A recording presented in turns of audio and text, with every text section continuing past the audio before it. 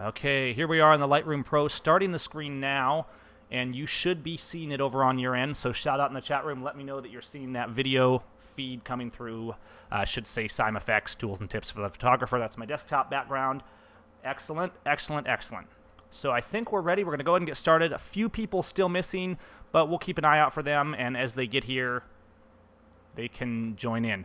I'm hoping you're in the chat room already. I'm keeping an eye on the chat room. I set it over on my left here on the laptop for when I'm not actually typing, so I can kind of watch what's going on without switching back and forth all the time, try and keep the experience a little bit smoother. Everybody seems to be seeing the screen okay, so we're going to jump right in with the Lightroom Pro.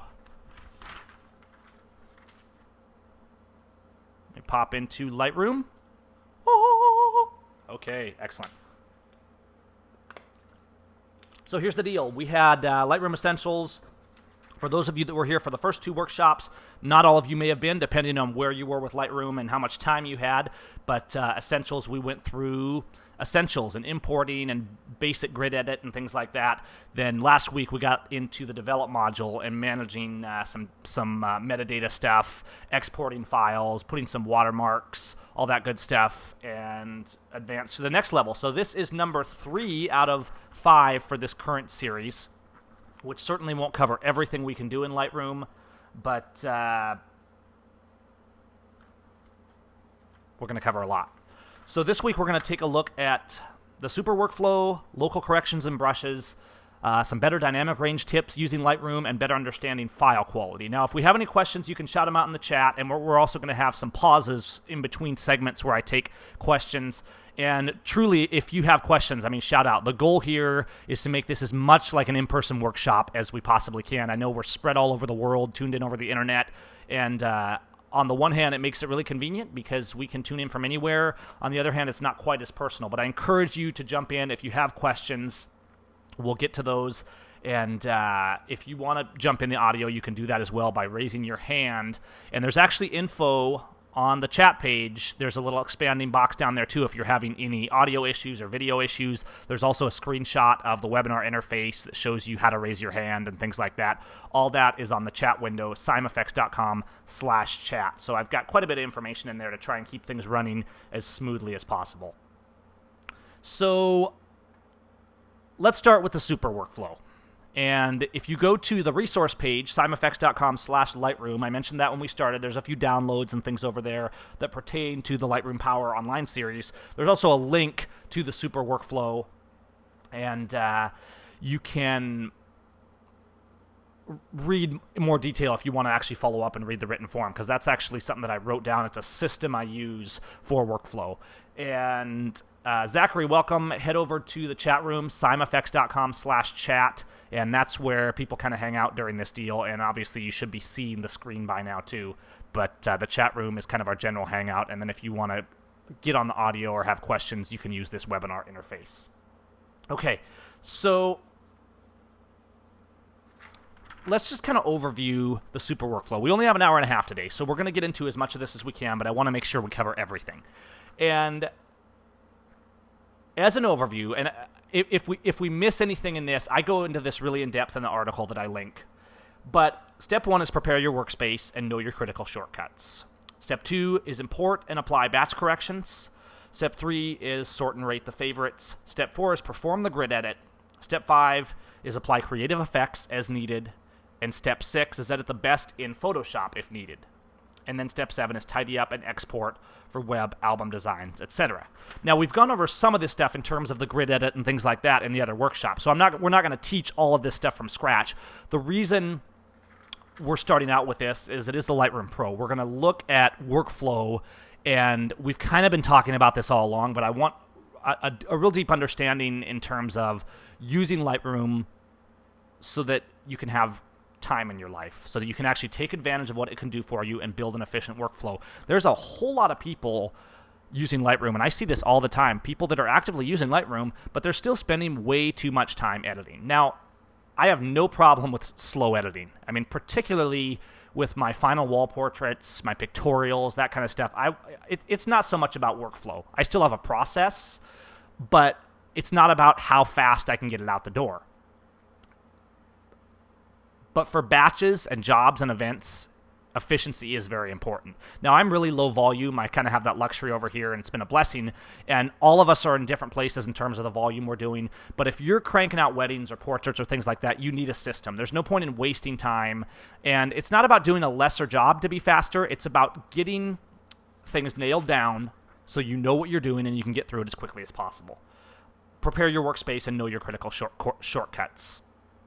This is huge. It's often overlooked, too. I mean, people so often don't take the time to learn those shortcuts, to hammer the basics. And when I say prepare your workspace, it goes beyond Lightroom. We're going to try and stay within Lightroom today, but preparing your workspace goes all the way into having your station set up. You know, you have your water sitting over here. You have Lightroom, and you have your folder structure set in such a way that you can find things. I mean, sometimes I'm shocked on a basic level how much people miss this. I mean, they're sitting there working on their computer, and they don't even have any idea where they put things. They don't even have a system for where this job is going, where the files for it are, where the documents for it are, where notes that they made for it are. Everything is hodgepodge scattered everywhere. That's not workflow. That's chaos, and that's not how you do the job well. It's also not how you have a life, because we need to be able to get things done, especially with high volume. The last wedding I did had 1,500 or so photographs. And you should be able to edit a wedding with Lightroom. And I mean, they're imported from the starting sorting, which we started in the grid edit last time, all the way through the edits. Everything should be able to be ready to go to proof to the client in 3 to 4 hours. Say 4 to 5 hours. Now, that doesn't mean you can't spend a little longer if you want to. And I'll edit the wedding and then come back and tweak around and do more with things. I mean, I love photography. I love making things as good as they can possibly be. But you need a foundation system. You need a way so that you can keep things moving. So if you are on deadlines, you can keep things moving. And if you're not on such a deadline, you can get those essentials done, and then you can have time to do things that are more creative because you're confident that those basics are done and they're done right. Know things like shortcuts. Have a plan. Know where your folders are. And have a plan for the steps of your workflow. I break my rules in workflow all the time, and sometimes I'm like, you know what, I'm wasting time. What am I doing? Why am I not following my own rules? Because it's easy to get out of the groove. So get prepared, get planned. It's funny because, little story actually, today was a perfect example of not taking the time to figure something out so that you didn't have to do it in the future. And so you didn't have to waste time. And I know as always in these workshops, I know I'm kind of dwelling on this, but I think it's really important. If you want to be efficient, and I think no matter what you're doing, efficiency is valuable because it gives you time to do other things. But in Apple Mail, there's an area where you can click the drop down on someone's email address and you can say copy address. Now, I use this all the time because with Seim Effects, somebody will send me an email and they'll say, hey, I lost my download, or I lost my files, or my computer crashed. Can you send me another copy? And, I don't roll the way of, no, you have to buy it again, or you didn't buy download protection, air quotes. I just, I look them up, I find out what they bought, and I resend it. But the quickest way I do that is I get an email and I do copy address from Apple Mail. Then I go to my CART program that manages all the downloads and has all the databases and everything, and I enter their email and look them up. The thing is, in a recent release of Apple Mail, they changed it, and I consider a bug, but copy address no longer just copies the address, it copies their name with their address in brackets. So every time I would click copy address, I'd then have to paste it and then recopy it to take out their name in brackets, because if you're searching for an email address, you can't have name and brackets and all that kind of stuff.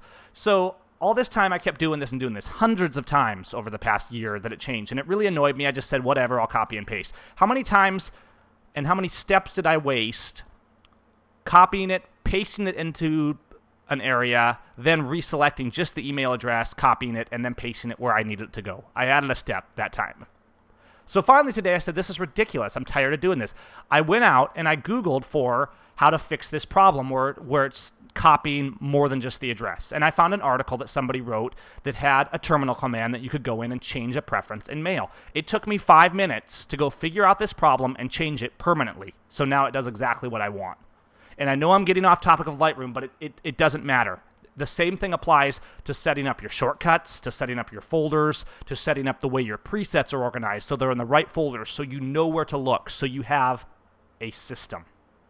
Okay, step 2, import and apply batch corrections. And, we talked about the grid workflow and all that good stuff, so I don't want to get too deep into that.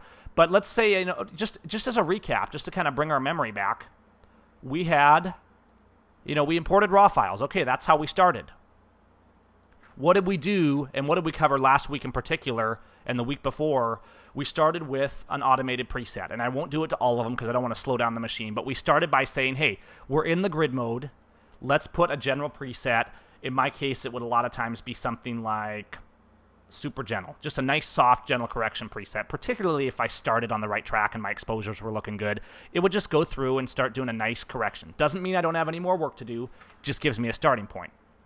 Okay, so, wow, it's messing up some of these. I think they need to be reset. There we go. Okay, but you get the idea. A lot of times I would do this preset on import, so it was done the moment the photos came in and as the previews were being rendered. We talked about that when we discussed importing, how you could apply a preset on import. So different people are going to have a different preset. Super Simple is another popular one that's great for importing. That'll just do a nice general correction. But you import and apply batch corrections. Now, that was your initial batch correction, and then perform the grid edit. This is huge, and we went over it the other day, so I'm not going to go over it all again, but the essence of the grid edit was you've applied a preset, and now you're going to go through and select little groups. Whoopsies. Wow, I'm wigging out here. And you're going to go through, and in a grid mode, I use this increasingly not only for efficiency, but for consistency, because you can get an overview of, say, a whole wedding. I mean, this is a hodgepodge of all kinds of different photos, but you can get a lay of the land for what you're looking at to make sure your tone and your feel in your images is consistent throughout whatever you're telling, whatever event you've done. But let's say in a grid edit, I'd go through and we went over this. I would say, okay, these look a little dark. I would select the ones in the window that were dark, and I would pop those up. Let's bring them up 2/3 of a stop. Okay, I would go in and I would say, hey, this one's a little light. Let's drop these down a little bit. I'm not going to go over it all again, but the idea is you can use your basic tone controls up here in the grid mode, quickly selecting images, making quick changes, selecting other groups, making other changes to those, going through before you ever even get into the develop module and getting all the photos looking good. Now this, as we talked about, is after you do your initial sort. Let's say you import 1,500 wedding photographs. You're going to come back and sort those, 3, 4, 5 stars, whatever system you have for that. Then you're going to do this grid edit, and then you're ready for step 5, applying creative effects as needed. And that is where you go into the develop mode, and we've talked a little bit about this too, because we went into the develop module last week, just recapping everything so we make sure we're on the same page and make sure we're remembering. So at this point, everything looks good. I'm looking at the Yosemite photo because I love Yosemite, but in reality, this would probably be a wedding that I was looking at. But at this point, all the photos have been sorted. Everything is reasonably well exposed, has decent white balance. Maybe we've copied and pasted a few settings around. We've applied a batch preset. We've done some grid edits, and everything looks good. Now we can go through and say, we already know that all these photos are good enough to proof to the client, but now we're going to get a little creative. Now we're going to go into Power Workflow or Color Fantasies or the presets that you made or whatever it is that you use and get a little creative. I mean, maybe I'm going through and let's say this is a bride here, and this would actually be a huge bride. So maybe that's an offensive thing to say to most brides. But, yeah, that was weird. I know. Okay, but let's say I wanted to do this to a black and white. I might go through and I'd find a black and white that looked good. So now I'm in this mode of getting a little more creative, doing a little more with things, maybe tweaking some settings over in the develop module like we talked about last week, getting a little more specific, adding a crop, whatever it is that I wanted to do in the situation. That's getting into the creative edits. When you're done with those, you're pretty much done. I mean, you really do have a good collection of stuff. Thanks, Zach. Yeah, I need to work on this one. I've never really got to it, honestly. It's never even been posted on the blog, but I kind of like it. So, I hope I'm conveying this well enough. Just looking at detail as I talk. Don't forget to jump in and look at detail. This is important. You don't want to get into this mindset and get stuck in this in the grid edit. But checking your detail is important. I can't tell you how many times I've done a photograph and worked with it, and then come back to realize later that the detail wasn't as good as I thought. So before I really spend a lot of time, if I'm in the mode of getting more serious edits, I check details, and ideally I've rendered all my one-to-one previews, the night before I went home. So I come back and I can quickly load up these one-to-one previews, see what things are looking at like in terms of the details, okay? But don't forget to check those details, particularly on something that you think might be printed large in an album or as a wall portrait. I kid you not, there are photos that I have posted to F164 and talked about how they were made and stuff like that. And I got back to the studio on the 30-inch screen, and for all the work I did, I may have spent an hour working with it. Maybe I spent more, and it might have been a pictorial or something, and I got back and actually made a print and realized the detail wasn't as good as I thought. So it's remarkable what you can overlook when you're dealing with details, okay?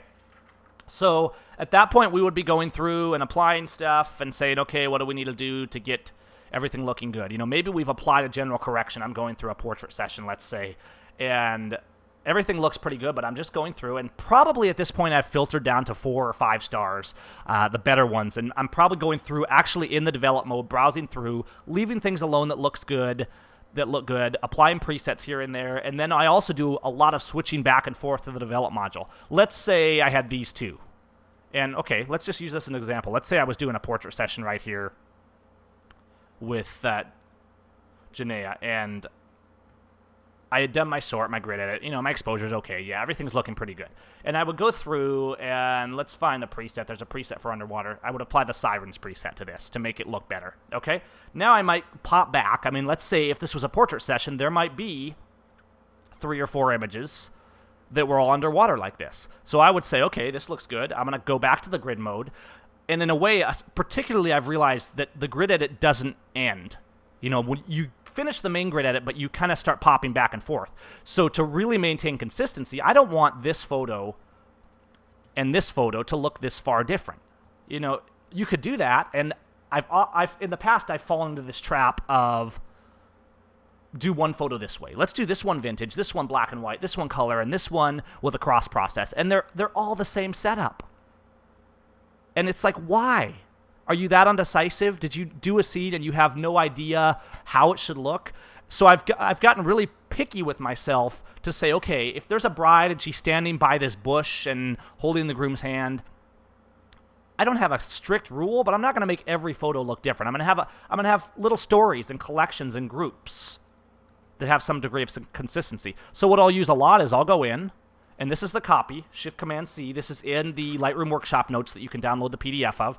Remember that shortcut because it's huge. So I would quickly hit Shift-Command-C, and I would select all the things real quick that I just wanted to cover, color and split toning, local adjustments, whatever things that I think might have been changed. I'll leave the crop out, and this will retain whatever the last settings you applied. This will stay here. So I'm going to copy, and you see if I brought up copy again, the settings would stay there, so I could just hit enter and copy. Now I'm going to go through and I'm going to say, okay, here's 2 similar photos, Shift-Command-V, I'm going to paste those settings to those photos. Now they look a little bit different. This one's a little dark, this one's pretty close. Maybe I need to modify them a little more, but I have consistency in terms of the way I've processed the color and the way I'm managing things.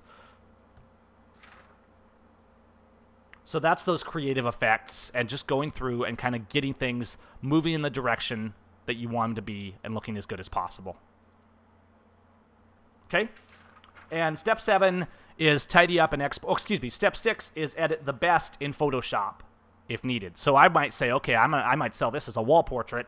I'm going to Command-E or edit in Photoshop, and I'm going to go in and burn and dodge and do some cleaning and cloning and cleanup and retouching and make it really good. But don't fall in the habit of thinking you have to do that with every photo. I remember before Lightroom and before I figured out a really good workflow, early on when I was doing weddings, I would be like doing this wedding and I'd come home and I would literally have like 100, 200 photos I'd be editing in Photoshop. A lot of it just for basic stuff that we can do in Lightroom now. And I was wasting so much time. And even then I was trying to figure out ways to do it better. I had like this script where I could push a hotkey and it would close one image and open the next in the folder. And these ridiculous steps I would go through to try and make it efficient. Now we don't have to do that. I probably didn't have to then either. I just didn't know enough about what I was doing. But there's only so much you can do in Lightroom. the concept, and we're going to come to this a little bit later in quality, is to get as good as we can in Lightroom. But at some point with my very best, I'm going to go into Photoshop, run some actions, do some meticulous burn and dodging, do some retouching and cloning, the kind of stuff that we cannot do in Lightroom. If I can do it in Lightroom, I'm going to do it in Lightroom. If I can do it practically in Lightroom. And last wedding I probably edited a total of 4 or 5 photos in Photoshop. Now, one of those is going to be going to a 36-inch canvas for the client. Obviously, I'm going to spend some time with that, and I'm going to go into Photoshop and work it, and it's going to be as perfect as it can possibly be. There's no way I'm going to send a photo straight out of Lightroom to a wall portrait because I can get it much more polished by doing very subtle things. But every photo in the album doesn't need that. It's not going to be that large. So literally, I think I edited about 5 photos in Photoshop from that entire wedding. All the rest was done in Lightroom. Okay, and we need to keep moving, but step 6 will be tidy up and export. We talked about exporting last week, but export for web and album design or whatever. Again, that's a workflow too. Maybe for every wedding, you make a blog post and you need those this size, and then you make a disc for the client and you need those this size. I'm a perfect example. I'll post to the blog at either 1024 pixels or 800 pixels with my signature in the corner. So I might say, okay, I'm going to take these, and these are going to be ones I'm going to put on my blog, and I'll export those and put my signature in the corner. And then the next batch, I might export and say, okay, these are going to the online proof gallery for this wedding. I'll export those with my signature in the corner in a different format. And the ones that are going to a high-res disc for the customer, I'll say, okay, these are getting exported at 2,000 pixels wide with my signature in the corner, ready for small prints. And I'll export those. And exporting for an album, I'll export everything as full-res JPEGs into a folder. So when I'm working with InDesign, I can build that album. Honestly, you can finish a day of editing, depending on where you're at. You can say, okay, I've edited this wedding today. Tomorrow I'm going to design the album and post everything. And you can start all these separate exporting processes before you go home and just walk away and leave it. I mean, yeah, it's going to take a while, but you don't care because you're gone. You're off eating Cheetos and watching TV because your workflow is done. Ooh. Okay. That is the essence of the super workflow. We got to keep moving here, and if you want to kind of recap this and look at it more, check out the link in the notes for the workshop because it is in there, and you can get more info there. Okay, any questions? Pop them in the chat room, simeffects.com/chat. I'm about to move on to the next step, and we're going to get into a few other things, but if you have any thoughts, speak now.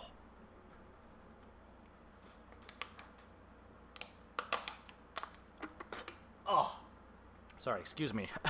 It was my water break, and I just spilled half of it on my face. That was professional. Bear with me just a moment. Go ahead and chat in the chat room.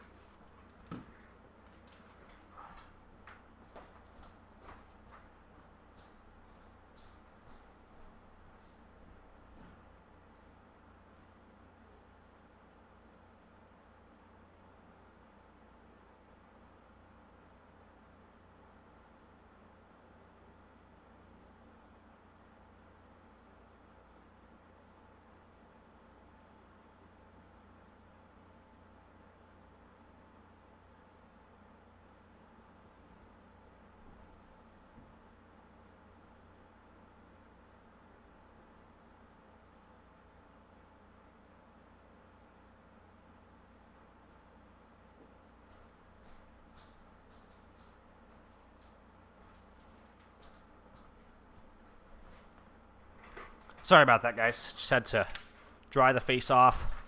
Yes, this is how I do workshops, kind of laid back. And honestly, if we were in person, I would be cracking more jokes and goofiness because I could gauge by your faces whether I was actually making you angry or not and know when to stop. So I use a little more caution when I'm on the webinar.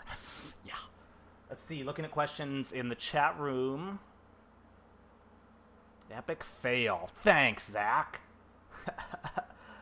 Do collections stick with a given catalog, or do they span catalogs? From Al. Yeah, collections are specific to a different catalog. So let's say, if you make a collection, as we talked about last week, a collection's not like a folder on the hard drive. It's like a folder within that catalog only. So if you want things that are global access where you're maintaining a structure, that's what you use folders. I mean, you'll still see, if you look up here in my test catalog, I have folders, and so that I can export, and I have all these different topics when I'm doing presentations and stuff. So I have this example catalog that I use for things, and I have folders up here for that. And then I have collections and stuff. Like here's my Lightroom Power collection that has things that are specifically related to this.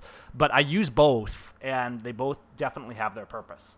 Hang on, let me make this screen over here a little bigger so I can see what you guys are saying on the laptop. There we go.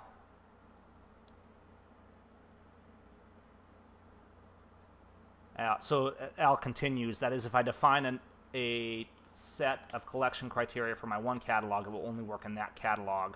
Yes, that's correct. A collection, just like an adjustment you make or a virtual copy or something like that, a collection is specific to your catalog. Unlike a folder where theoretically a folder of images could be in multiple catalogs. I'm not sure why you would want it in multiple catalogs, but there might be a situation where you would. Okay. All right, moving on. I think we've covered the questions, and we can always come back to questions if we need to. So, next is local corrections and brushes. Now, Super Workflow, we covered that. That was a little bit of an overview, but also going a little bit more into depth. And now we're going to talk about local corrections. Woo! And I'm sure some of you have been waiting because I know we've been talking about this. And let's just jump in. Where's a photo I can work with here? There we go. Here's the unprocessed middle exposure after a black and white conversion from... Oh, wait, no, this is the edit. Let's go back to one of the mid exposures. Probably this one right here. From Sunsets Hidden Falls. Yeah, that must be the final. Okay, so let's talk about brushes a little bit. Now, I'm going to bump the exposure up on this because it's a little bit of a dark exposure.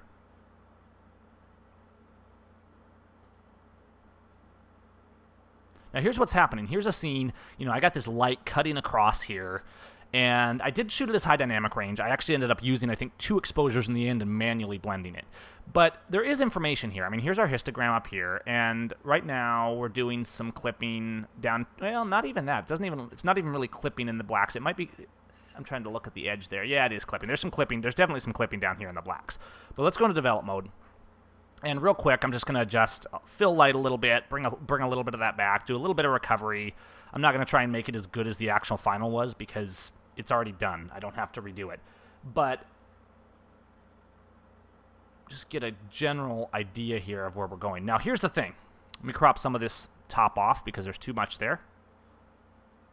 This is more like the crop of the final version right here. Okay. And I'm going to go to full screen because I can watch the chat room on the other screen. There we go, that's better. Okay, now K is the shortcut to get to brushes, and we see that just popped up right here, brushes. And these are super powerful. When they first came out in Lightroom 3, they were super slow and really annoying, and they've gotten better. They're not perfect. A Lightroom brush does not replace a Photoshop brush. They're more limited, and they're not as smooth and fluid as you get in a Photoshop brush. But that's not to say they're not incredibly powerful, because we're still in this Photoshop environment where we're working with the original RAW file, so there's a lot of potential in terms of what we can do to the image. Sorry. So what might I do to start this? Well, obviously it's too light up here. But if I go, let me hit K again to hide the exposure. If I go down, you know, I can darken the sky. There's information there, but everything else is too dark. So what I would do here is do this, and I would go up here, and what you're doing is you're just setting a brush. You see I put K mode in. I have a brush here, and here's the size of the brush. You see the circle. The secondary circle is the feather. So if I were to go here and change the feather, you can see that secondary circle increasing and decreasing. Typically, if you're brushing, you're going to need a feather. There's times, and if I'm doing real detail work, where I have to have a hard brush, but usually if you want to keep things smooth, you're going to want a feather, which softens the edge of that brush. So what I use the brush in Lightroom for by far the most is simply exposure. Now, I'll use it for saturation and contrast and stuff here and there, but usually I'm doing a basic burn and dodge. It's not near as powerful as burn and dodge, and as I mentioned last week, I'm working on putting together a webinar like this that is specifically for burn and dodge, somewhat in Lightroom, but even more so in Photoshop, to get more into burn and dodge, because we don't have time to go into all that today. But you can see I'm painting over, I'm about 2/3 of a stop down, and just painting over to kind of darken up this area in the areas that are really light. Okay? And I'm trying to keep it feathered nicely around the trees. If you're really doing a strong differentiation, you know, it can be a challenge to go around trees and stuff like that. Sometimes you're going to have to zoom in and work with it. Now, see this little pin dot here? That is my brush. So if I hit K, the brushes went away. If I open K again, it shows this pin dot. That indicates that I've already done brush work. If I mouse over that pin dot, it's going to highlight the area I brushed, and the red kind of shows the density of how I brushed. Because along with size and feather, you can control the density and the flow, and I'll adjust the flow a lot. Usually I don't want a brush that's 100%. I'll put it, 40, 50%, so I can kind of brush multiple times and gently lay in information. So if I select that brush again, I'm now brushing on that same unit, on that same brushwork. I'm modifying the existing brushwork, okay? If I go up here and click New Brush right here, it makes a separate instance of a brush. So this is great if, maybe I want to do a little more here, but I want it kind of separate. Okay, so I'm going to darken this down a little more and a little more right here. And again, it's the same settings. It usually memorizes previous settings. But I could go in, I could use this to adjust clarity or whatever I wanted. So maybe I'd have a brush in an area where I'm doing a little selective sharpening or something like that. The cool thing about brushes is you can have as many as you want and affecting any of the settings that are in the brushes. Now, brushes don't have all the settings that are in Lightroom. You can't effectively mask out any setting you've changed at all. And Aperture kind of has that, which is kind of a cool feature in that you can basically use a brush on maybe not all, but a lot more of the settings. So we have this limited palette of choices up here, but honestly, it works great for me. It's effective, and if I'm getting really detailed work, I'm going into Photoshop anyhow. I mean, we're already getting into pretty advanced detail work. Now, if I clicked a brush, let's say I selected this brush and hit delete. Wait till it deselects. By the way, you can cycle. Normally, the red overlay will go off when when you take the mouse away from it. It just kind of shows you where that brush is.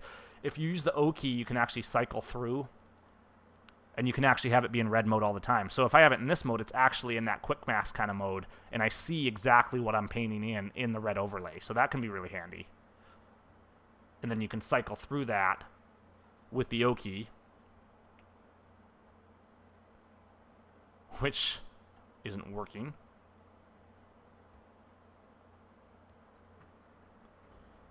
Sometimes Lightroom even wigs out on me. Okay, but what I was getting at is, there it goes. O key cycles through it. I don't know why it keeps popping back. That's really annoying. Hopefully it'll stay gone. If I hit delete, boof. There goes my little brush, and you see it just took away all those brush strokes. So the beauty here is you're never committing. Just like everything in Lightroom, you can always go back. I'm going to undo that and put that brush back where it was. Okay? It's really cool. Now, that's the basics of brushes. And honestly, you're going to have to jump in and play around with them and kind of get a feel for them. But they've gotten pretty solid. They're really a good tool. Now, the other localized correction you can do, and I want to quickly cover all of them. I'm actually going to delete these brushes and look at another way. Typically, I wouldn't start with a brush because brush work is more detail. On a wall portrait like this where I'm making a fine art piece and it's going to be, these always I spend a lot of time on. They always go into Photoshop, but I still always do as much as I can in Lightroom before I go into Photoshop.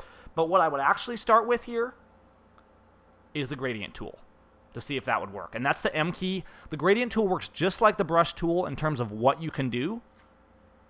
However, it's a gradient. So wherever I click, it's going to put a nice gradient down. And what we see here is the in-between here and here is the feather. This is where the feather starts. This is where the feather ends. So depending on how sharp we make that distance, see, if I just made it really small, you'd see a sharp line, which in some cases might be good. Most of the time, probably not.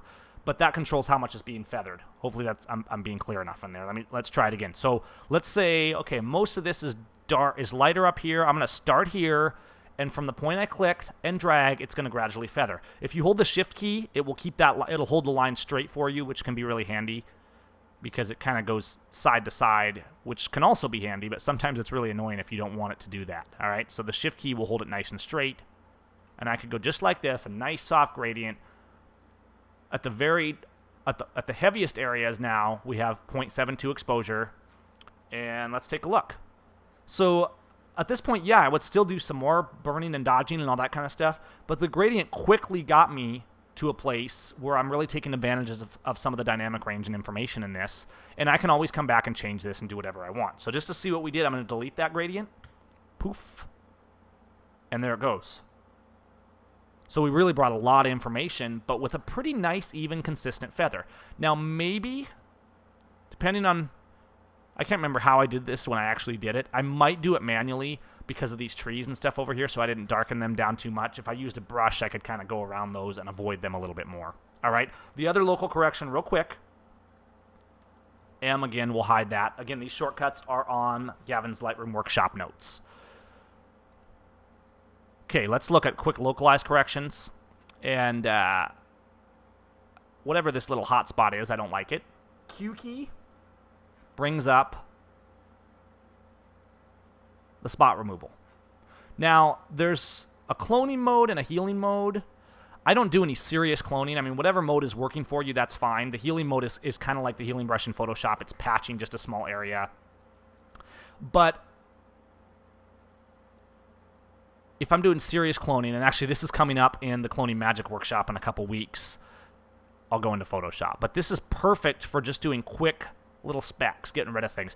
Where this tool is invaluable, and where I use it all the time, is not for doing any kind of serious cloning.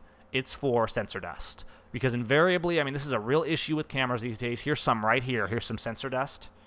I can hit Q, and using that healing, I can quickly go through, and there's kind of this delay in between each one as it's processing, which is really annoying. My Mac Pro is getting a little old, I guess.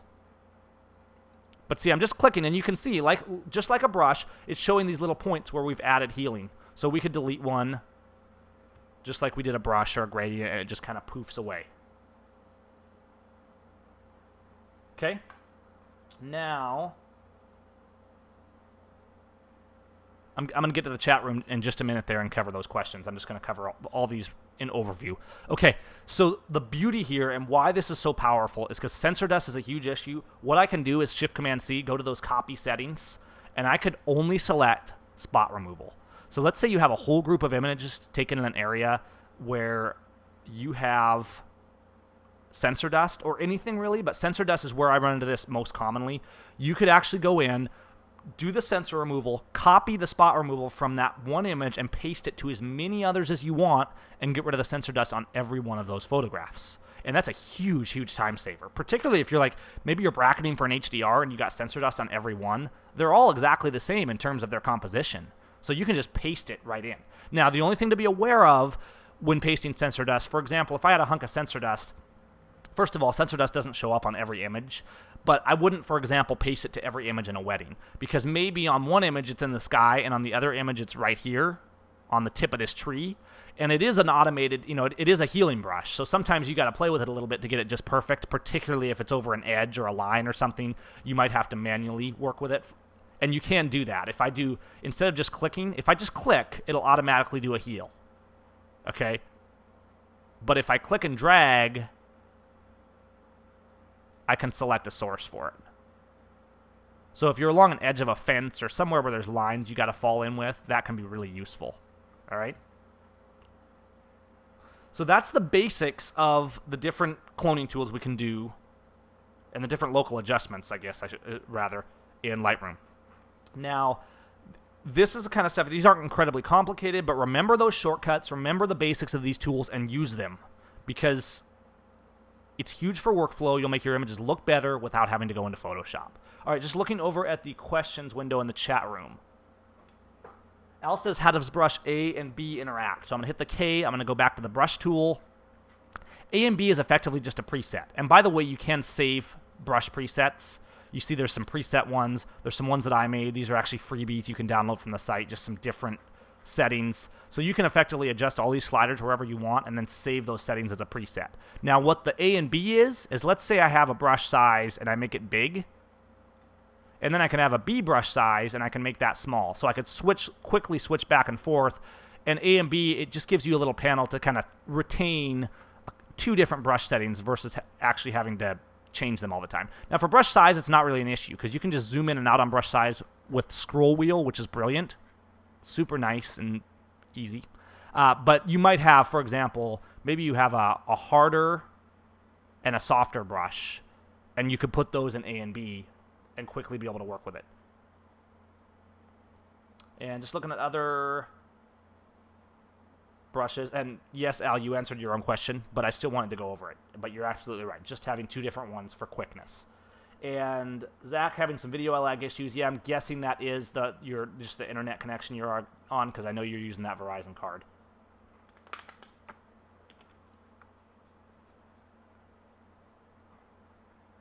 Okay.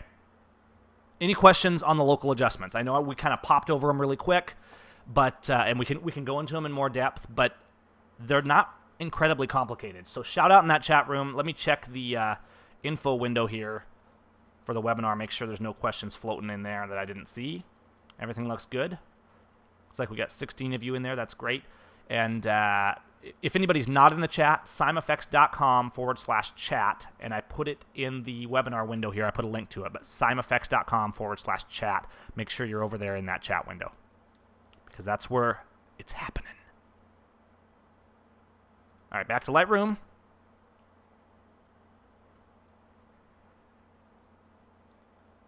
I guess we don't have any questions on adjustments. We can come back to it, but I'm going to keep moving if nobody has questions, so that I can get the primary stuff done within the allotted time limit, and then we can come back and chat and hang out for a little while if we want to.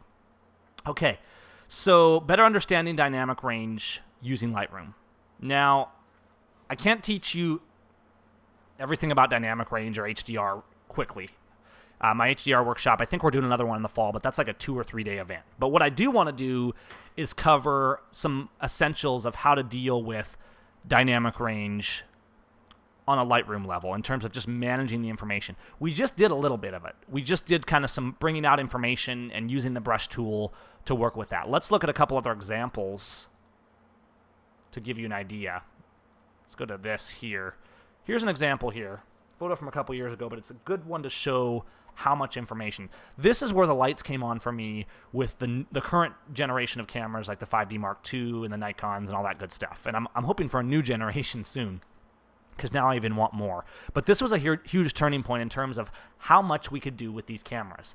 Because I shot this photograph, and even when I was standing there wasn't much in the sky. This was not one of those sunsets that was like this huge, spectacular, fiery sunset, even though I wished it would have been, okay? But it turns out there's a lot more in here than I thought. And here's how I figured it out. I started messing with the exposure and realized, holy cow, there's actually information in this sky, and there's actually clouds there, some of which I didn't even see when I was standing there. Okay, so what I did, and here's the final that I use as an example, might even be a little bit more over-processed than I would normally do, just to kind of give the idea. Here's what I pulled out of this image. Wait for it. Voila. There's the process version. And this isn't the final version that I would put to a wall portrait or anything like that. This is the process version just in Lightroom. And this comes back to brushes, and it also comes to being aware of our surroundings in terms of how we're exposing images and how we're managing the light. And Lightroom can do a huge amount with this stuff. Now, what did we do primarily here? In this case, because there's so much broad range, a lot of what we did is use a brush, and here it is right here, and dropped 2.5 stops. So a lot. And if I delete that brush, there's a little bit of the sky, but most of it goes away. So the rest of the processing is still there. But you can see I brought most of the work back into that sky using this brush. Now the issue you're going to have, and this is an example of a problem area, is getting it around all this stuff. Getting it around trees and things like that and keeping things looking good. Because we got this brush, but you either have a hard brush or a soft brush, and at some point you're feathering over onto those trees. So what I might do is do a little bit of erasing of the brush. So I can switch over here to switch to erase brush. You can also use the option key, but I'm going to go to erase.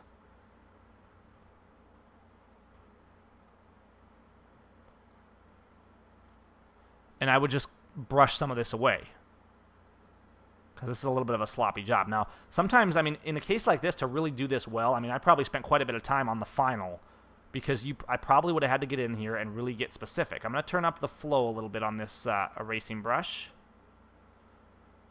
and just kind of paint some of this away. But you get the idea. everything's not always quick and easy. Most things are easier than this, but because I have all these little trees shooting into the sky, and darkening them a little bit is just fine, but if I go too far, we see stuff like this where it's pretty obvious that I've got some heavy brush work going on. Okay, now let's delete that. A little bit grainy.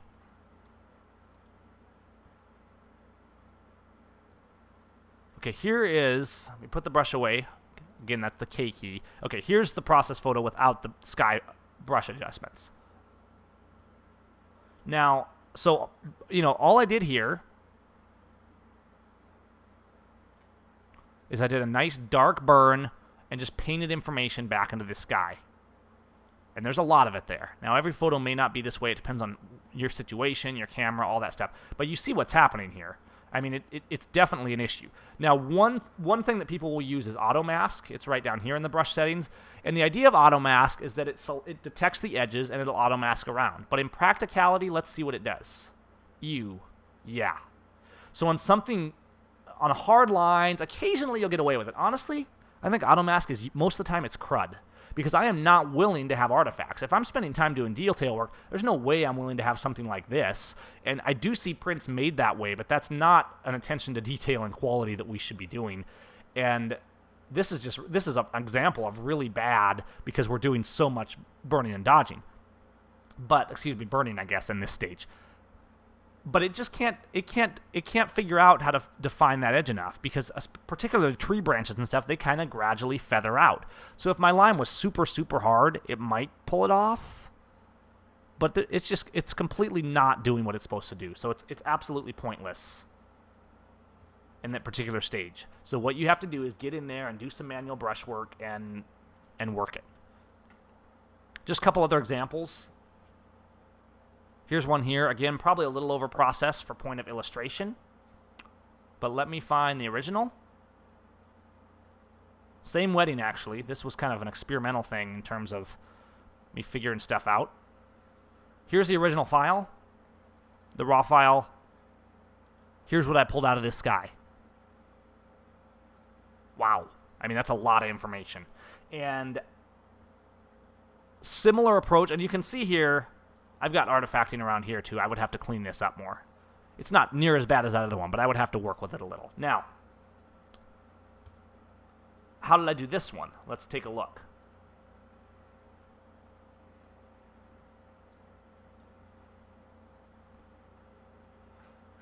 Down here, I went to the channels, and we're going to talk more about channels next week, but we'll touch on it a little bit for this. I went into channels, and I darkened the blues, and this is super powerful. We touched on this briefly as we went over the develop module last week, but the channels are incredibly powerful things. So you can darken up a selective area, and in this case, I didn't have to do a lot of brush work, because what I was trying to bring back was that blue sky.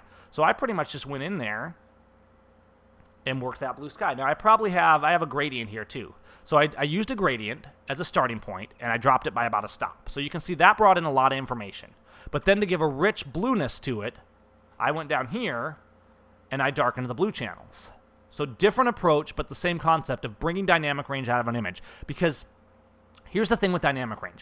The longer you can stay in Lightroom, the better. Because in my experience, the moment we leave Lightroom, you lose information. Now, I know when you say Command-E and you go from Lightroom and you edit in Photoshop, it's opened it up as a 16-bit TIFF. That's a lossless file format. Might open it as a PSD too, depending on what your settings are. But and that's great. But the thing is, with the raw file, we have all of it. And when you edit in Photoshop, you're effectively exporting that image to a new image, and you are losing some information. The longer we can stay in Photoshop, the more we can get out of these images, because we're literally pulling this information directly from the raw file, which has everything that the camera could possibly capture. So what I would do here is get in here, and I have presets too that I'll use for this, just to do it quickly on batches and stuff. Power Workflow 3 has a few polarizer presets that one of the things they do is deal with blue channels and stuff like that to bring richness into the sky. But you can see how I can adjust this using the blue. Now here's the little thing with channels. Let me just turn off all the color channel settings. Okay, so we still have the darkening from our gradient, about a stop. But I turned off this panel here to show the difference. If we turn it back on, we can see how much difference all of those made. Now here's what's happening. We're getting some noise and crud up here. And then the final full 1-to-1 render, the sky's looking okay, but around these trees is a bit much. Here's what you got to be careful of. This happens particularly around the edges of trees and things like that. So again, get in 1-to-1, zoom in there and look. You get artifacts around an edge. So let's say I dropped blue all the way down. And you can see, and I've got my aqua down there a ways too. So you can see that what's happening is we're getting crud around the trees. Because the branch of a tree off in the distance, as the green fades out and it fades into blue, nature feathers it out too. It's kind of a gradient, a small gradient in between those. And if I turn off these settings, you can look at the edge of these trees and they kind of fade out and become semi-transparent and go to blue. So what happens when you work with channels, and you got to be really aware of this, is that if I'm darkening all these blues, that white space in between where it's not really falling into the blue channel is staying white, and we're getting weird lines and artifacts. So the key is not to overdo it. And this is a good key with almost anything in Lightroom. Pretty much in Lightroom, if you are cranking any slider all the way up or all the way down, you're probably getting artifacts and running into trouble. Now, there may be exceptions to that, but generally, if you're pushing it that far, you shouldn't. Honestly, even if you're really darkening your blues, you're probably going to want to stay in the 20s. Here's another thing. Works the same with all the sliders. One of the things I did to bring this way up is I increased the blue saturation a lot. Okay, I've got blue saturation all the way up to 50 to illustrate how this works. So bringing in information, particularly in the sky, but managing dynamic range in general can be done with both luminance and saturation. And if I dial this back, it's going to tone down a lot. Because what happens is I increase the saturation of the blues, and then I've also got the blues darkened. The difference between the edges of this tree and the blues becomes even more, because I've enhanced the blues and made them even bluer. And you see what can happen there. There's an extreme case. I've cranked it all the way up to 100. My luminance right now is only at minus 23. That's not bad. I've just darkened the blue channel a little bit. But you crank all the way up to 100 and look what happens. It's too much anyhow. It's just way overkill. Now, trees are particular culprit on these, but anything where it kind of softly fades to a different color, you got to watch this on. But as a rule, just never go up to 100. I'm going to drop this down to about 30. And then I've got, what do I have? Let's go about 30 on the darkening the blues. And okay, I could work this more with burn and dodge. We can do more with it. But we're still bringing a lot of information into that sky. So to have balance, maybe I wouldn't saturate the blues so much because I don't want to screw up around these trees. I would do this, and then I might go in and use a brush. I'd do a little bit of manual work to increase that dynamic range, and I might set a brush that darkened and increased saturation. And because that's softer and not specifically targeting the blue channel, it's going to bring information back into here. And I would have to be a lot more precise than this. Oh, that's why it's wrong. I have auto mask on. I'm like, something doesn't look right here. Okay, let me turn auto mask off and try that again. Auto mask can get you into all kinds of trouble. Okay, but now, again, I would be way more precise than this, and I'm also darkening too much. Because you see we're actually getting to a point where there's no information up there. So I would just darken it a little bit of saturation increase to keep things nice and soft, and I would feather it out around these trees. I don't want to get in there. Whoops. And this would need work, but I brought a lot of information back into this, avoiding a lot of the artifacts and stuff like that I would be getting around these trees. So you get the idea, okay? So managing dynamic range in Lightroom is a combination of everything. And, I make presets to deal with dynamic range too, because there's all these different things we can do. Managing dynamic range can be on an equalization level where I have a scene like this where there's just harsh light. And high dynamic range is about how you manipulate a photo. Whether you're going for an HDR look, and the HDR look is not that garish LucasArt, over-processed look. HDR means high dynamic range. Now, managing dynamic range, whether you're trying to make an HDR or not, it's all about managing light, and that's something we cover in the HDR workshop. It's all about managing light. And it doesn't matter if you're doing a portrait that's not really like some super high dynamic range scene, or if you're doing a spectacular landscape. It's really about the degree that you do it. John says, how do you remove the artifacts from around the trees? You don't. If you put those artifacts there, they're there. I mean, it's going to be virtually impossible to get those out. And that's why I'm saying don't overwork those sliders. Learn these different methods of bringing things in. You know, by using the brush instead of just cranking the blues way up with channels, I got less artifacts, because when I cranked the blues way up with channels, it was affecting the edges more than when I did a gentle global brush. So you mix different tools to get the effect that you want. I hope that's making sense, John. I mean, if you get artifacts that bad around those trees, you go back to square one and you start over, because there's no way you're just going to hop in and fix that in Photoshop or anywhere. And that's why all this stuff kind of comes full circle to, first of all, getting it as good as you can in camera, and then following through, though, with having a workflow, planning your images, and manipulating your tools to the best advantage. I mean, this stuff takes time to really, really get to be an expert at, and the more you work with it, the easier it's going to get. Okay, we're doing good on time. But what I might do with this, I mean, okay, this is a little bright, first of all, but there's also a huge range. This is a really common problem with shooting in the sun. And first of all, don't do your portrait sessions in midday sun. Just don't do it. Now, I realize sometimes you have to. And I did that big family portrait a while back that you guys may have seen, and it had to be in sunlight. 40 people, huge family portrait. And, we were out in the field on this tractor. I couldn't get them to do it at sunset due to time and where people were. But I planned for 2 weeks to try and manage that sunlight. I brought in all these lights and strobes and stuff to try and get everything looking good. And I actually just posted that on F164. For those of you that have seen that one, I finally did finish the post on F164.com on how the Chamberlain's portrait was made. It ended up going to a 70-inch canvas. And I did a detailed post on there talking about things that I ran into and things I learned from it. Okay? But in terms of like a wedding, I mean, obviously if I'm doing a portrait of this couple, I'm taking them over under those trees over there, and I did. But there's times when I'm going to want to be taking photos and they're out in the sunlight. I can only control so much. So what I've done is you can work Lightroom with dynamic range here. In this case, it's not so much trying to get high dynamic range, say, out of a sky. You're just trying to get a balance. You're trying to equalize things. There are some presets, particularly in Power Workflow 3. There's actually a section here. There's the polarizer ones. You've got, where are they at? Harsh Sun Magic is one that's meant to balance out sun. Equalizer X, gently dynamic. So first of all, let me just kind of click on a couple of those and see what they do. And this one kind of, the goal here is to kind of soften up the shadows, make it not so harsh. So this one helps. And I'm not just going to make this about presets. We're going to talk about what these are actually doing too, so you know how to manipulate the dynamic range. Equalizer X is another one. A little bit hotter in terms of the contrast. Gently dynamic is a pretty soft one. But actually that one works pretty well. I mean, let's reset this. Drop the exposure a little bit. So this is where we were. It's a little too much. And then I might just apply something like gently dynamic to just kind of equalize it out just a little bit. And you can see it brought a lot of information. Let me undo that and then redo it. Let's look at this dress down here and see what's happening. Oopsies. Wrong way. Okay.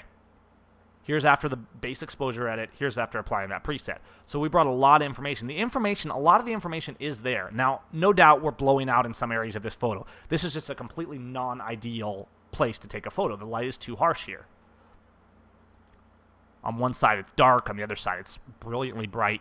But you get the idea of what we're going with. Effectively, and when I make a preset for like dynamic range, I mean, I have spent a lot of time working on presets that equalize sunshine and stuff, because people that do weddings, or a lot of situations, but particularly weddings, sometimes you're taking photos in harsh sunlight, and it's been really important to me to make a quick tool that you can bring back that information, and it's not perfect. It's not as if you had it in beautiful sunset light, but it really balances out the tones a lot.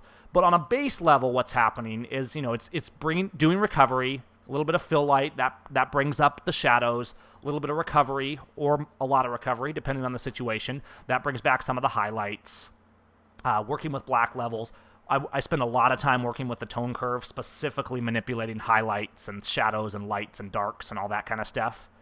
And then I'll go down into channels, too. I mean, I might think about how a portrait's made and about how to manipulate certain channels that might, maybe the yellows or the blues, depending on what the target is for what I'm trying to edit. All right? So let me just zoom out here. And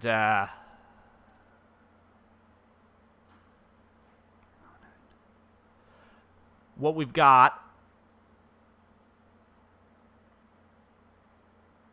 let's just do some of this manually. Let's reset, darken it a little bit, and let's get an idea of what I would do here. Fill light, recovery, a little bit of everything to bring back some information. Now, in a case like this, I would start with a preset because I spent a lot of time tweaking settings, but you get the idea of what we're doing. Again, this is all dynamic range stuff, guys. All we're doing is manipulating the light in our images. The better the light is to start with in camera, and this comes back around to the 6 keys to image quality. The better we start in camera, the better it's going to be. The more we plan, the more perfect we make something. But then it's also about knowing our tools and knowing how to manipulate what we got. You know, Ansel Adams in the darkroom would get in there with the burn and dodge and do all kinds of crazy stuff to those prints. And we have the luxury of being able to do that on a computer now, but the concept is the same. You get the best photograph you can to start with, and then you go in and you know your tools and your workflow and everything related so that you can manage that information. So we can come back to a little more of this and talk about some different images and stuff. Let me actually look here. Let's go back to the grid mode.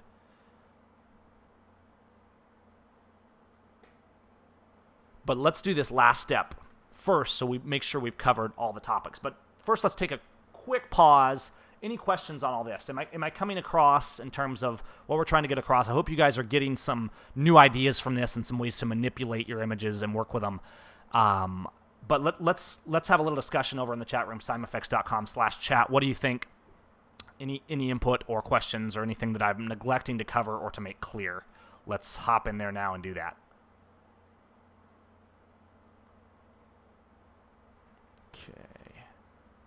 Just going to check, make sure I'm not missing any questions or anything over here.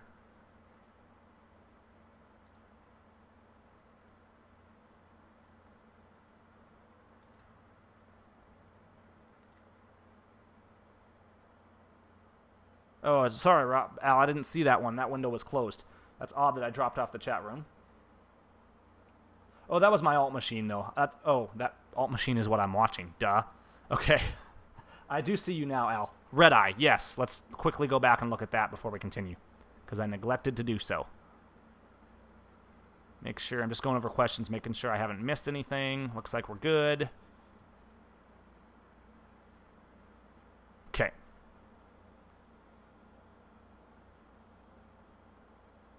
So, Al, let me take your question, and then we'll kind of do this in order. And then, Barb, I'm going to hop in and discuss yours. And if anybody has anything else that we want to discuss, we'll do that. If you're not in the chat, seimfx.com/chat, head over there. Okay, so real quick, back to, gosh, I'm trying to think. I really should have a red eye photo, and I'm not sure I do, which is kind of lame.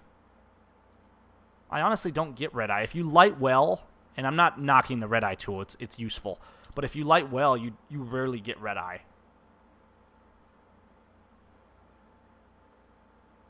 In any case, let's just pretend I have red eye. Okay, let's say this photo had red eye.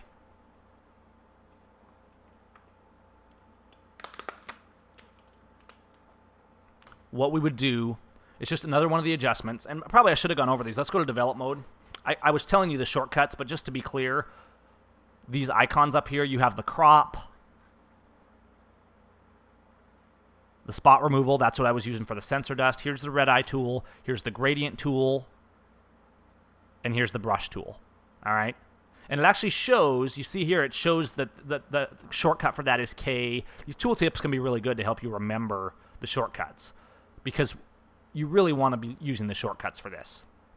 Now, red eye, I don't use that often, so I don't know the shortcut offhand to red eye. Let me zoom back out. That's what I got. Okay, so what I would do with red eye is I'd zoom in, click the red eye tool up here, and all you do is follow what it says. Drag from the center of the eye, click to use current size. So I'm clicking in the center of the eye, dragging to just define kind of the height of the eye. Be sure that to use an area that includes an entire eye. Well, that's interesting. I've never actually seen that error. This is awkward. Duh. I was doing it wrong. I really don't use red eye that much. you select the eye. I don't just want to be making a line. What we're actually doing is selecting the eye, and it is really cool. What it's doing, let's pretend that this little pimple right here is red eye. I would click on it, and you can also use the scroll wheel to adjust brush size, or you can click and drag over the surface of the eye. What it would do is select the eye and then desaturate the area that was red. You can see how it's kind of automatically zeroing in on the eyeball, and if there was red eye in this eyeball, it would just, effectively what it's doing is taking the red channel out of it, because there's no red color needed in an eyeball. So basically, on a base level, I think all that's really going on is just dropping the red channel selectively from that area. But it is pretty cool because you click on the eyeball and it kind of detects the area around it, focuses in on the segment of the eye that needs to be desaturated, and takes the red eye away. It is a brilliantly effective red eye tool. So if you do have red eye, use it.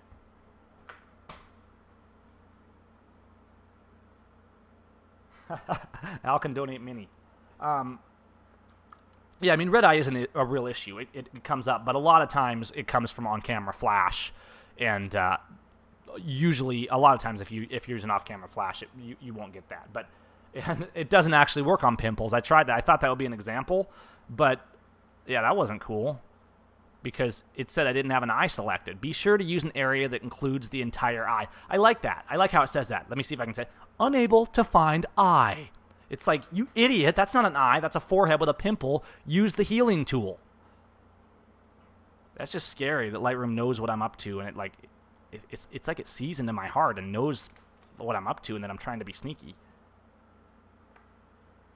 Okay, so if you have any questions on the red eye, let me know, but it is a pretty simple tool. Just remember it's right up there. Now, Barb said, so basically HDR will bring info you didn't see into the photo. Barb, kind of and kind of not. And let me quantify that a little bit. Because I spend a lot of time teaching HDR. HDR stands for high dynamic range. It's one of the most abused terms because there's all these people out there. It's become a fad of a certain effect, a certain look that you do that looks something like, let me see if I have the Ugly presets installed. I have a little skit I actually do at my HDR workshops to kind of mock the stereotypical HDR. And here they are right here. Check this out. You click the one preset, and boom, you got HDR. The reason I do this is because HDR is about dynamic range. HDR is not about an effect or hyper-real detail. HDR is about dynamic range. Now, if you have a photo that you want a ton of detail in, maybe you want, that edgy kind of look, and that's okay if it's appropriate for the photo. But what I try to make sure people understand is that HDR is about dynamic range. What we're doing here with these images was talking about managing dynamic range in Lightroom. So maybe the image is not particularly high dynamic range. So does it qualify as an HDR image? Maybe not. But the concepts that we're dealing with are the same. Because on the one hand, you might have an image that's HDR, and you're using multiple images to blend them together to get the HDR effect. On the other hand, you might have an image that's like the ones we were just dealing with, where we were just bringing information out of a certain image. That one of the couple standing there with the sky, that was an HDR. We made it into an HDR because we brought out a lot of dynamic range. There was a lot of range in that scene, and we brought it out using the brushes and information. But there's all kinds of different ways to do it, and that's why I'm trying to kind of convey this, but it really, I mean, we spend days talking about dynamic range and light and quality in the fall workshop because there's a lot you can cover in terms of different ways to manage HDR.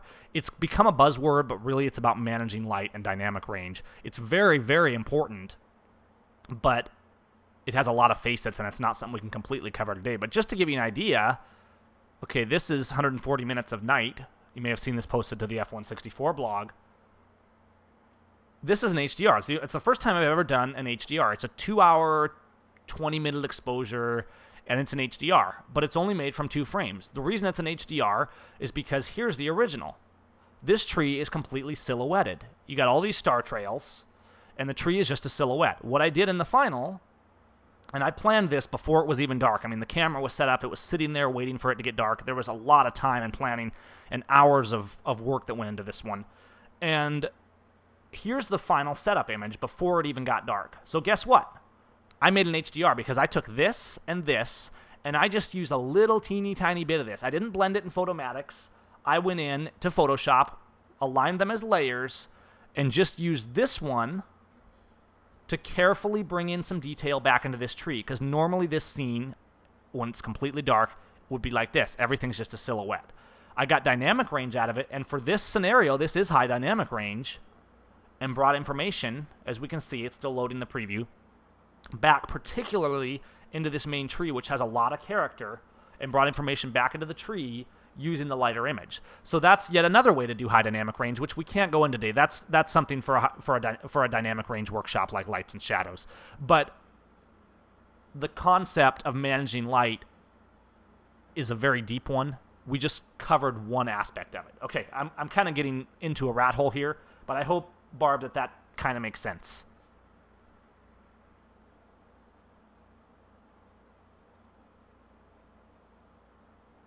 There's lots to learn about dynamic range, so don't give up on the idea of it, because it is very important. In fact, come to the workshop this fall if you can. I'll be setting that up soon. Okay, so the next step here, if we don't have any more questions, I'm just reviewing the chat room, but I think everybody's good.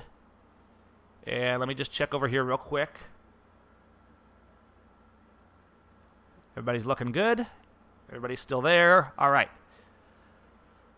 The next step in this week's workshop is better understanding file quality. Now, I know this week we've kind of gotten into concepts and ways of managing stuff versus specific 1, 2, 3 ABC steps in Lightroom, because we're kind of to that point. We've covered some of the basics in the previous workshops, and this one, the Lightroom Pro, was kind of about understanding some deeper concepts for getting serious about how we manage files. So, better understanding file quality. And this might be more talk than showing, but it does harken back to things we've been talking about today. It also harkens to the 6 keys of image quality, which may be linked in the notes for this one, but you can certainly find it on F164. And it's something that I think is kind of being ignored a lot of times in digital photography today. And it's interesting because in the old days, in the film days, and as a lot of you know, I've been started working with 4x5 film and stuff like that. I'm just trying things. Here's some of my 4x5 film scans right down there in the corner. In the film days, I mean, there was a lot more craftsmanship required to make even a decent image. So, I mean, gosh, I had to train just to learn how to load the film in the 4x5 Linhof. But the thing was, so, it was more expensive. You didn't know what the results were going to be. So you had stuff going on where you would take your film and you knew what you were working with. Depending on what color you wanted to get, what look you wanted to get, you understood your mediums. It wasn't like you just walked out there and said, hey, I'm going to Yellowstone today. So you go to Yellowstone and you take 500,000 photos and then you come home and put them on a hard drive and you post every single one of them on your blog. That wasn't how it worked. You went out and you could take as many photos as you wanted, but there was a more inherent craftsmanship that you put into it, because every time you clicked that shutter, it costed you real money. And so you understood, the different films. As you got really good at what you were doing, you understood what different films and things like that did. In digital, it's like even the professional industry has kind of ignored that. People go out, they buy a digital camera, and they don't really stop to think about what is how I'm doing right now affect the quality of my final image and ultimately my final print when I hang this on the wall in a frame on a pixel level. And this is, again, something we can't go into completely today, and it's something that we could do a whole workshop on. It also gets into a lot of concepts and advanced stuff. But the bottom line of it is understanding what your camera can do, the limitations of it, how you edit, your tools that you're working with, so that you don't get artifacts and crud in your images. And it kind of comes back to what we were doing just a few minutes ago with the brushes, where we were adjusting the channels and we were getting artifacts around the trees. Now, I see a lot of photos printed, and I see all kinds of garish artifacts, and I've gotten really, really fussy about artifacts and crud in these images because I'm going for large wall portraits. Now, I think whatever size you're printing, quality should be relevant because this stuff does show up. The standard of quality is lowered in the digital age, and compared to what it was. On some ways, it's easier to make good quality, but on other ways, it's not, because you still really have to understand what's going on. And while in the film days, you would say, okay, Velvia 100 gives me kind of this color tone, it has this kind of grain. In the digital days, people say, I have this camera, I take a picture with it, and then I edit it in Photoshop or Lightroom or Nik software. And they just play with it till it looks good without a really deep understanding of what's happening with that file. So for example, I mentioned this earlier.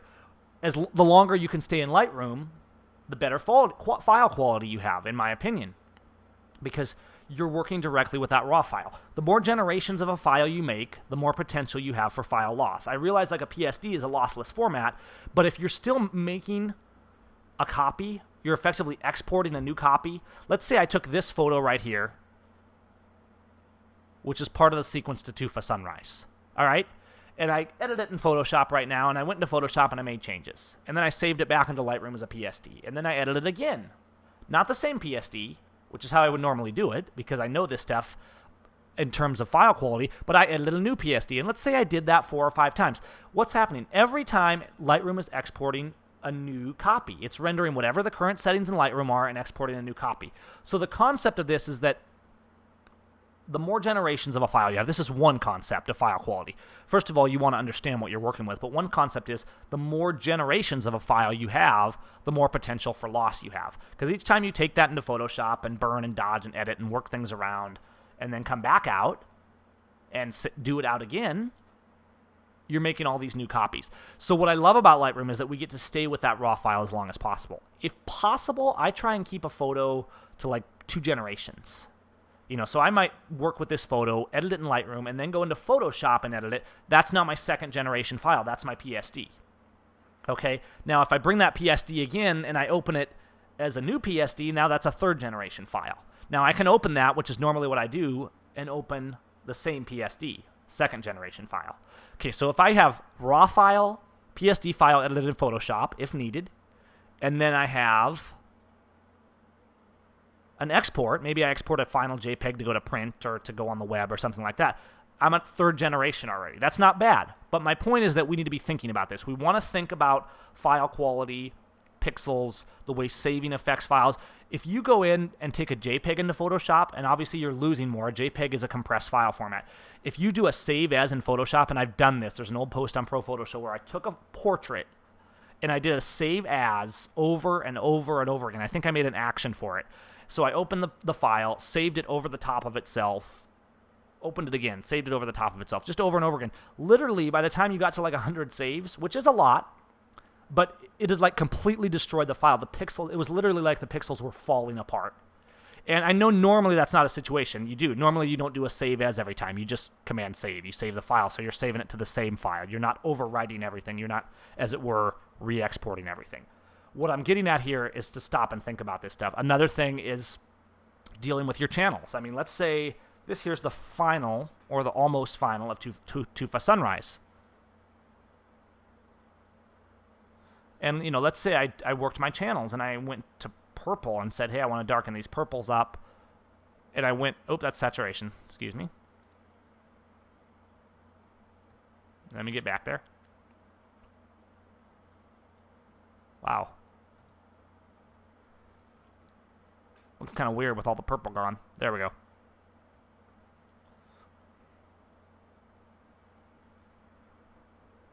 Okay, so let's say I wanted to darken the purple. There I go with saturation again. Some people that call themselves professionals. Okay. And I darken my purple way down. Well, what's happening here? And I realize I'm showing an extreme case. Look what's happening, though. It's really freaking things out. I mean, it's bad. Look at the way it's doing weird things around edges and halos and all this kind of stuff. I can darken my purple a little. And I might get away with a little more if originally I would have been doing this on the original raw file. I would do it before I got to this stage. But sure, I can bring some purple in. A lot of times with color channels, I find if I'm going over like 30, I start to see problems. Okay, but think about this. What I'm getting at here is we need, as photographers, photography is not something that you walk out and you pick up a camera and you have Lightroom, so now you're a photographer. It takes years and years and years, and there's a huge amount of stuff to learn. And it's awesome that that you guys are here. We're all here trying to better understand this and learn this stuff, because there's still a ton to learn. Digital is still in its infancy. I mean, what was film around for? 100 years plus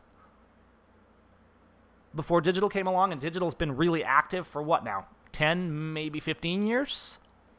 I mean, this is brand new stuff, and we're still figuring it out, and there's a lot of lacking understanding. I'm not saying I have all these answers. I'm saying there's a lot we can do in better understanding the mediums we're dealing with and how to do it. Because let's say I'm going to print with this, and I'm going to make a 60-inch print, which is actually kind of on my to-do list right now. I'm probably going to do like a 60-inch on metal with this, all right? This came out really well. It's a stitch file. It's about 7,800 pixels wide. It's got a ton of detail. I spent a lot of time burning, dodging, doing the process of it. Thanks, Matthew. Matthew posted the link to that old article I did where I was doing experiments with destructive file edits and different things that came along. But if I'm going to a print on this, I need it to be quality. And honestly, I mean, if I do this and I completely screw up and have all these artifacts, and people do this, it's like until you learn to see it, you don't realize what you're doing sometimes. And I'll see photos, and I'm like, dude, you do realize, I don't say this a lot of times, but people will post a photo, and I'm thinking, that thing is full of artifacts. And if I can tell on Facebook that something's full of artifacts, imagine how that's going to look when you make even a 20-inch print on the wall at so much higher resolution. It's going to be garish. And these are things that often get overlooked in digital photography. And I'm going beyond Lightroom in this discussion, but it is very relevant to Lightroom because a lot of this stuff starts in Lightroom. Lightroom is a lot of times where you're dealing with your initial edits and your channels and things like that. And people have sat and argued with me and said, well, this doesn't really matter because I don't believe that you really lose any information when you open a PSD, even if you make it 10 times. Well, a PSD is a much better file than a JPEG. It's a non-compressed file. But if you overwork an image, you still overwork an image. If I go into Photoshop and do too much burn and dodging, I'll start to get artifacts.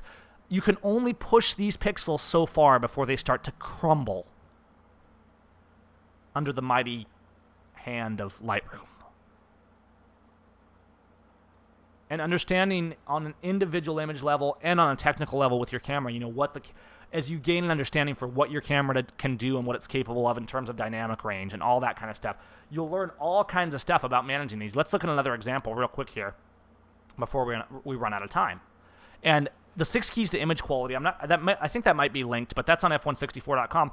It kind of covers this too in terms of, you know, that's where I went and I laid it out and I said, okay, image quality starts at the very beginning. It starts with your lens. Then it starts for how stable your camera is when you take the photo and shutter speed and what sensor you're using and what ISO you're using. Everything we do from the moment we take the camera out and put the lens on has an effect on the image quality of the final print. And we're at the Lightroom stage right now. There's 5 steps that come before this, before we even get to the digital file, if, you know, when you sit down and talk about the 6 keys to image quality as I see them. All right? Here's a photograph here. And let me make sure I'm looking at the right one. Okay. All right, here's God's fist. Now, I did quite a bit of work, burning, dodging, Lightroom work, all kinds of stuff, to get the tones and the water looking the way I want it and get this contrasty boldness to this without it losing too much. But guess what? I worked it, and there was still too much information. And this is to reinforce that we really have to pay attention to this stuff. It's not automatic that we see all this stuff because we as photographers, we take a great image and we're excited about it and we don't necessarily see the little details that can affect it. How far you want to go on being concerned with details is up to you. But guess what? What do I see here?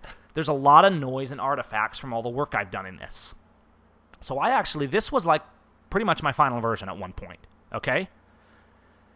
And I got my Canon 8300 here, and I printed a 36-inch of it on fine art paper. I'm like, okay, I think it's good. I'm going to print it out. And I printed it out, and this comes back to the fact that it's so easy to overlook things. And I laid it out on the table, and I'm looking at it, and I'm like, wow, there's a ton of noise in there.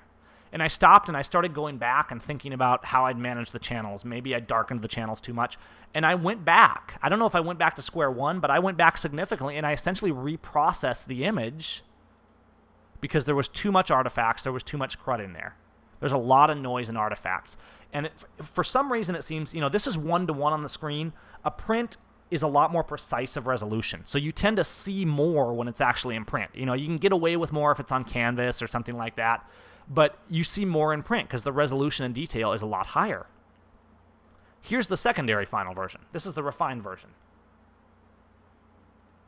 Let's look at this. In fact, let's do a comparison. That's the best way to do this. We talked about this last week. I'm going to select both of them, the refined version and the artifacty version, hit the C key, and take them into compare mode. All right, so let's look side by side at these two.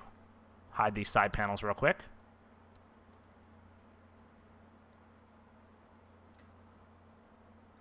Now, on the quality that's coming over the video feed, I'm not sure how much you're seeing, but there's a huge amount of difference in the artifacts. And it's not just going in and doing noise reduction. I went back, I reprocessed. We've still got sharpness and detail in the water. In fact, this one on the left, which is the final or close thereunto, is probably had more burning and dodging and that kind of stuff. But there's way less artifacts. There's still more noise than I would like to see. And, you know, that might be a nature of the way that I took the photo. I mean, I could go back and review all kinds of steps of how I could have made this better. But bottom line is I went back and I manipulated the channels more subtly. Maybe I darkened the sky with a brush instead of using the channels. Look it up here, particularly in these black areas and around clouds. You see up in here, we've got a lot of artifacting in this dark areas, whereas here it's much more smooth. So you kind of get the idea.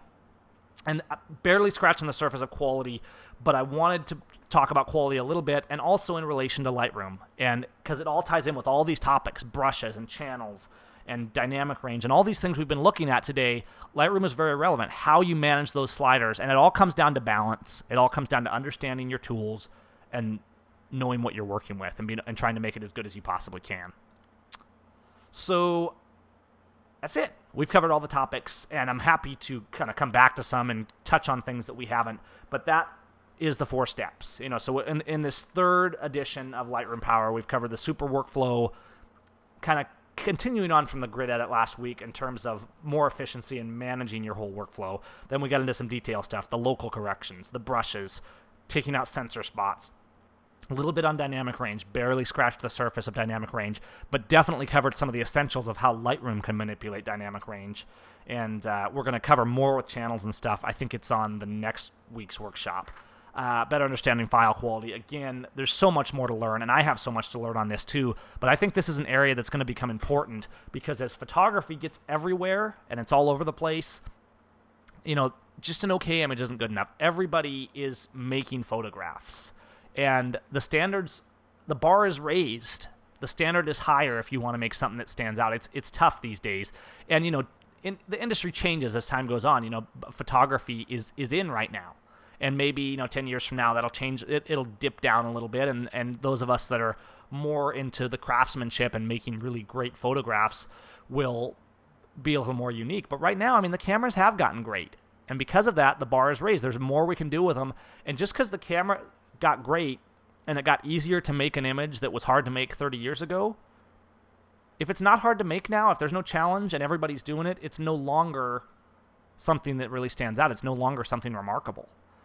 That's my thought. And we're getting into topics where we could go into a whole big rat hole there. But that's the idea. That's the concept of today's workshop. Hope you guys got something out of it. We are at 6:38, so not too far over. We're right about on schedule. And I'll be hanging out for a few minutes. Happy to answer some more questions and talk about this if you guys have input. But hope you got something from it. And what do you think? You know, shout out those questions in there. Let me just check over here, make sure I'm not missing anything. I think we've covered everything there. I'm just checking my admin panel here. Looking good. And if anybody wants to call in over the audio, that's cool too. I will patch you in, and you can talk right on the audio feed as well if you have a question. You can just raise your hand right in the GoToWebinar attendee panel.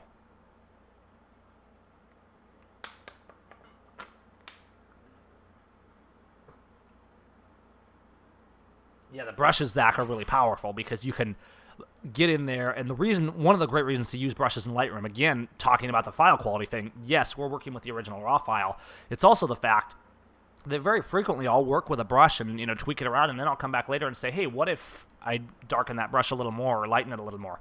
It's all non-destructive. So in Photoshop, you go in and you do burning and dodging, for example, and Photoshop's burn and dodge is much more powerful, but it's also a lot more destructive. So if you're doing basic things where you just want to darken up an area, a piece of sky, something like that, number one, it's better to work directly from the RAW file. And number two, you're doing a non-destructive edit that you can modify, delete, do whatever you want with to get what you need out of it.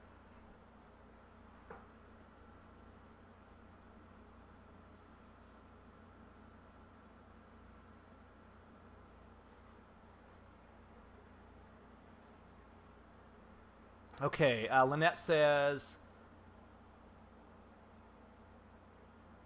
if you use the gradient tool to add a mask, can you then use that mask for other adjustments besides those limited to the adjust tool panel? I'm not sure exactly what you're saying, but I think the answer is no, if I'm understanding correctly. A gradient tool mask,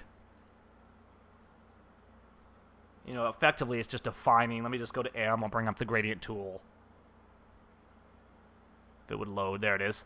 I mean, if I put a gradient tool on, all I can affect with the gradient tool is the settings that are in the gradient tool parameters, and I can come back and change those, but I can't take anything from the gradient tool and put it towards something else. I mean, if I've adjusted the exposure already to, say, -1 stop, and then I do a gradient tool and I minus another stop, okay, it's combining the two, so in that way the gradient is affecting other settings, but it's not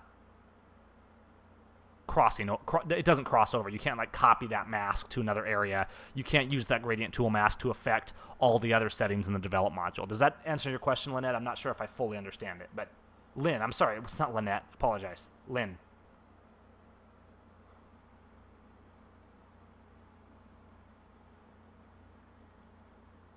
Matthew says, I got a lot of the develop workflow watching you edit actual images. Are you talking about last week or this week? Excellent, Lynn.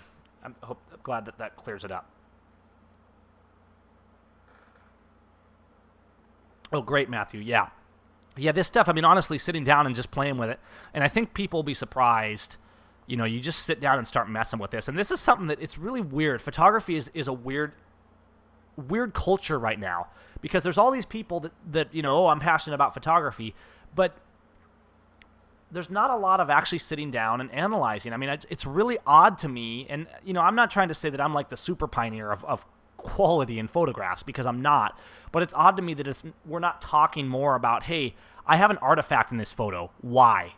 What do I need to do? How do I need to refine my process? It's like we're all content just going out and snapping photos, and we put a nice preset or effect or filter on them, and we just kick it out the door, and that's good enough. But it's not really, because it's nothing unique, because everybody's doing that. It's really easy to do that. I mean, it's really cool on one way that we have all these workflow tools, because we can manage that workflow.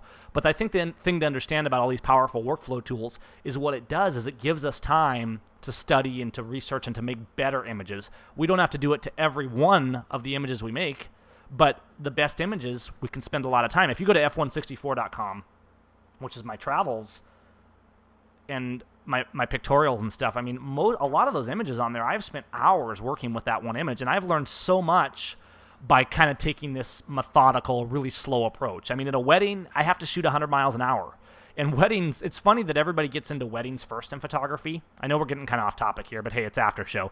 It's funny we all get into weddings first, because to do a wedding well has to be one of the hardest things anywhere in photography. I mean, imagine, if I go out and I'm taking a photo of this, of El Capitan or whatever, I can sit there and set up and slow down and make one really nice photo, okay? But at a wedding, literally, if you're really a good wedding photographer, you have to go there, and the pressure's high. You have to come home with 500 nice photos in one day. And admittedly, some are going to be better than others, but they all have to be consistent. If you're really good, they all have to be solid. They all have to be good. You have to be able to tell the whole story. And it's funny. It's weird that, people start at weddings, because here I am, did the same thing, started with weddings, and I'm actually trying more and more going away from weddings, and I still enjoy weddings now and then, and when I do, I'm kind of expensive for weddings, and I put a ton into them, but I just kill myself at a wedding, because my standards are so high, and I absolutely work myself into the ground at a wedding, and the day after, the morning after, I'm just like, gosh, I'm glad I'm not doing this every weekend, because I would die by the time I was 30, and so those of you who do 30 weddings a year, I mean, if you can do that and maintain consistency, more power to you, because that's tough work. But it's just the whole photography culture is interesting, because we get so caught up in the gear and the toys and even Lightroom. I mean, I got this new program, but how much do we really know? I mean, if you stop and look at yourself in the mirror and say, how much do you know about light? And I always kind of thought, oh, you can do anything you want in Photoshop. You can do anything you want in Lightroom. So the light's not so important anymore with digital, because let's say I go to photograph this scene right here in Yosemite that we've probably all seen photos of 1,000 times, all right? but it's a beautiful spot. But let's say I just snap away, and I just walk in there and I say, hey, this is cool, like we usually do when we're on vacation or on tours, and I snap 30 photos, and then I go make a blog post and I post 10 of those. And it's been so educational to take the opposite side of that, and that's kind of what my F-164 project has been, is a place to sell my pictorials and also to talk about them. Because for this photo right here, I went down here, and sunset was coming. We can see the rim of light kind of coming across these mountains, and I set up the tripod, and I stood there and waited. And all these people are coming and going, snapping photos and stuff, and I probably set up for 15 minutes for the exposure. I mean, I'd take a test shot, and I'd stop, and all the way down to zooming in to 1:1. And I'm not saying this to brag. I'm just saying this to try and kind of analyze this process in terms of, thinking about, okay, this tree right here, how does it coincide with everything else? And where should I have it in the frame? I mean, you learn so much by stopping and thinking about it right from the beginning. And, I don't know how long I spent on the final image, but the fun thing and the challenging thing sometimes about what I've done with my pictorials is when I make a post over there, the goal is to post one image. If I go to this scene and then I post 10 photos from it, well, I'm pretty undecisive, aren't I? I mean, maybe there's 10 cool things there, but I'm trying to tell the story of this spot right here. And if a photo is worth 1,000 words, I mean, really? I can't tell the story of this in 1,000 words? I should be able to do that in one frame. That's not to say I shouldn't make more than one or go turn the other way and do a different frame. It's just, I'm just musing at this point, guys. So, sorry if I'm rambling.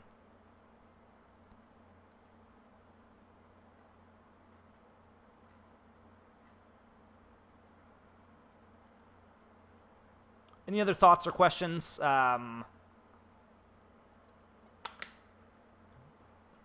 welcome them.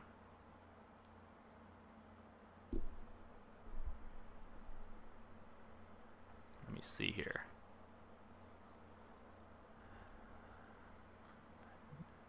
If you guys want to get on the audio, you're welcome to. I'm going to hang around for a few more minutes. Officially, we're done. I mean, that's this week's workshop. Thank you all for coming. Really appreciate it.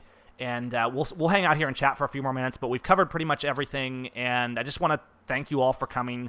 Hope you'll be here next week for the Lightroom Master, and then a few weeks delay, and we're going to have the Lightroom Businessman, where we're going to talk about more stuff in terms of metadata and managing images and proofing and that kind of stuff for those of us that are dealing with clients and things like that, and beyond clients, but we're going to talk about all kinds of stuff. You can find out more about that, seimfx.com/LR webinar. Real quick, seimfx.com/LR, kind of the show notes and the information, a few downloads and freebies for this. And of course, over on SeimFX, you can also find the Power Workflow and all that good stuff. There is a one-time use, kind of an honor system promo code, so please don't share it. For those of you that have attended the workshop, to get a 30% off on any one collection of presets or actions, or if you want anything off the site, you can use it for that. And it's just kind of a one-time use thing for people that come to this series of workshops. But thank you all. Glad you came. Hope to see you next week. You know where to find me if you have questions. And officially I'm going to end, but I'm still going to hang out on here for a few more minutes, and we can chat and discuss. And if you have any more questions or stuff and such, that's fine. But thanks again. It was fun.